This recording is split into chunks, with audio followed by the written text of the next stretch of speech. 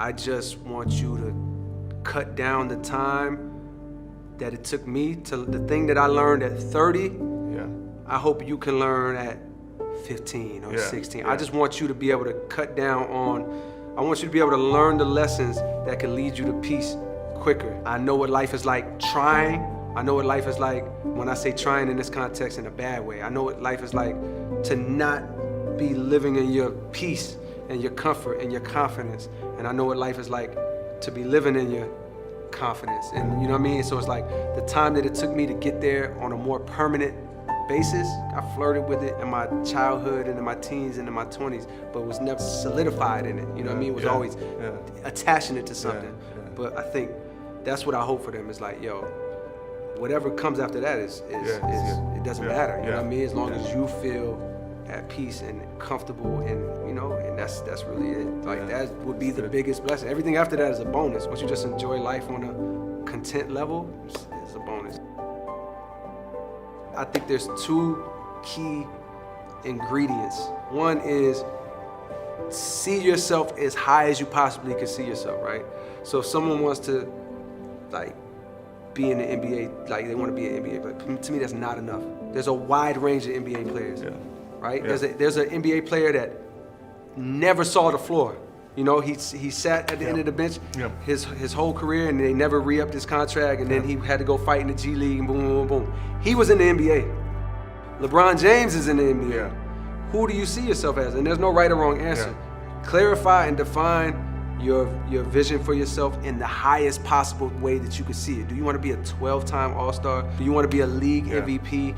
You know, you want to set the three-point shooting record? Be as specific and see yourself as high as you possibly can, right? That's your first job, is to see it as high as you can see it. Be delusional even, to the point where to where your mind, right at the apex of what your mind believes is possible, maybe push past that even a little bit and define it. And then number two is like, believe it. You know what I mean? Like see it all the time and believe it, and whatever you gotta do to protect that belief. My version of protecting that belief was I wasn't sharing this. I wasn't even telling my mom. She knew I rapped. She knew I did music. I'm not even gonna give my own mother the chance to try to bring me back down to reality. It's not gonna happen.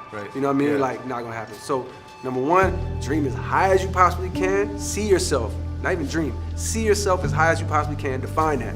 Don't just say I want to do such and such. Because if you mess around and get such and such, you're gonna be mad that you didn't think about higher. There's a lot of people that do that. They're like, man, why didn't I think about being this instead of just this? Because at the time you thought just this was it. But do the thought work and see where you really want to be.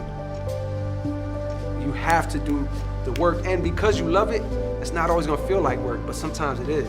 I'm sure there's times where Steph is in the gym or like waking up and it's like, I don't really actually want to go strength train, or I really don't want to go put these shots up. I'd rather chill with the family, but I'm gonna go do it because I know my ultimate goal is championship. My ultimate goal is X, Y, and Z, so he goes and does it. And then within the work, he probably finds joy when he's there. I'm assuming, never had this conversation with him, but I'm assuming while he's putting up his shots, while he's working on his moves, while he's doing strength, he finds the enjoyment and the presence in it. But it's still work.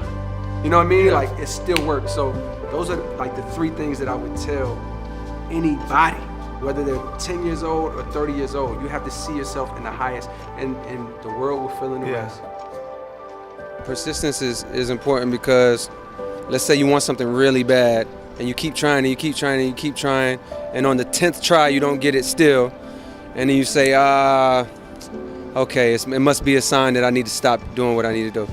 But what if you didn't know that on your 11th try you would have made it. You would have made it happen and got what you wanted to get. So I feel like persistence is important, because if you really truly love something and you truly believe, you should just do it for the love, and you don't get to where you're going, you still were doing something you love. So persistence is very important, for sure. Getting out of your comfort zones is the fastest way for growth. It's hard to grow when you're comfortable.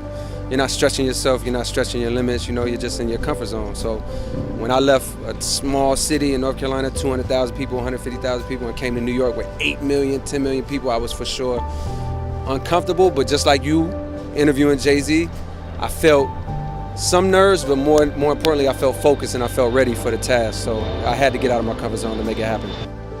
So when I did those numbers, 220-something thousand or 217,000, nobody expected that. Nobody in the industry expected that. I didn't even know I was gonna do those numbers. And what that was just a result of consecutive, non-stop touring, and also a combination of releasing free projects, which was really albums. So you take these mixtapes, these classic mixtapes, mixed with my touring, you develop a real fan base. Well, I'm going to Toronto and I'm selling it, and it's 4,000 kids in Toronto. Or I go to LA and it's 3,000. They don't see that. They didn't know if that translated to sales. So what we learned is a real solid fan base is way more important than a record at radio in the club. I go in the club and I hear 1 million songs from this rapper, 1 million songs from that rapper. That rapper can't sell the records I sell because he's not connecting to the people the way that I am. He is on the radio and he is when they want to party, but in terms of touring, in terms of saying the things that's going to affect their lives, in terms of an emotional connection, feeling they don't have. I'm letting my mind run the show, which is fine. I don't want that to happen for myself. You know what I mean? I don't want to be like a slave to my thoughts. You know what I mean? And I feel like that's how I've been living my life, being like a slave to my thoughts. And 98% of my thoughts ain't even my thoughts. It's something I seen on Twitter, heard on TV, something my mom told me when I was younger, something somebody else said me. So these thoughts are like fears and worries or just ideas from other people. And it's that stuff is controlling me.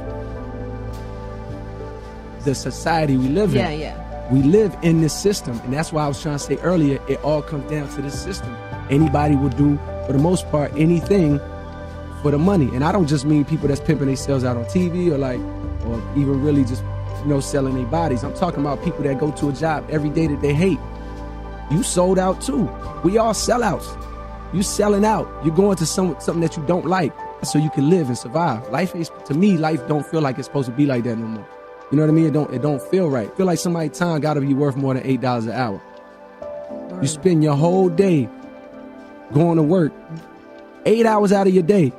Day is only 24 hours. You're gonna sleep 8 of those. So right away, that's 16 hours. Half of your day is making $8 an hour. Even if you get 15 an hour and they trying to raise minimum wage, to 15? An hour of my life is worth $15? You have to stop looking at what you don't have and what's not happening for you and start appreciating what you do actually have. Like, my man, you got on a nice watch, your hat is fresh, you're in New York City, it's the land of opportunity, you know what I mean? You're a good looking guy, I'm sure you got maybe a girlfriend, there's a lot of things, your family, there's a lot of things to be grateful for. And that's the only way you can climb out of a place of focusing on what you don't have is by focusing on man, what do I have to be thankful for? And everybody got something to be thankful for. Even a homeless man, if he wanted to, he could be yo, I'm breathing today. You know what I mean? My arms work, my legs work. You can start very small. It's a process, but that's how you can get up out of a negative space like that. But when I was young, I thought that success was all I needed. That's what was gonna bring the happiness. Buying my mom a house, being the fame, the accolades, having people say, yo, you are the best in the game. I thought those would be the things that would bring happiness. And then when those things came, the happiness wasn't there. And I realized why that was. There was such an attempt to achieve these things and to keep going that you lose sight of the people and the blessings that you have around you. You're so focused on the next success, the next step in your career, the next check, whatever it is, and you forget the fact that you have these things that seem small if you're looking that way, but if you look this way, you realize they're the only thing that matters, and that's your mother, that's your family, that's love. Any musician, period, any artist, I think just absolutely do what's in your heart, period. Say what's on your mind, speak what's in your heart and how you really feel. When you're trying to be something else, when you're trying to fit into what's going on, it's like you kind of stray away from your path a little bit. And sometimes you want to expand your style and grow, and that's always good, but never veer too far from who you are, as a person. I don't buy into my own hype. I'm grateful for the reactions and the appreciation, but I don't buy into yeah, I'm the man. Nah, I feel like I got a lot left. I want to be here for years. Being hot in 2013 is cool, and being critically acclaimed in 2013 is cool, but what about 2020? Where am I gonna be? I don't want to be making a documentary 20 years from now talking about this as if it was the end.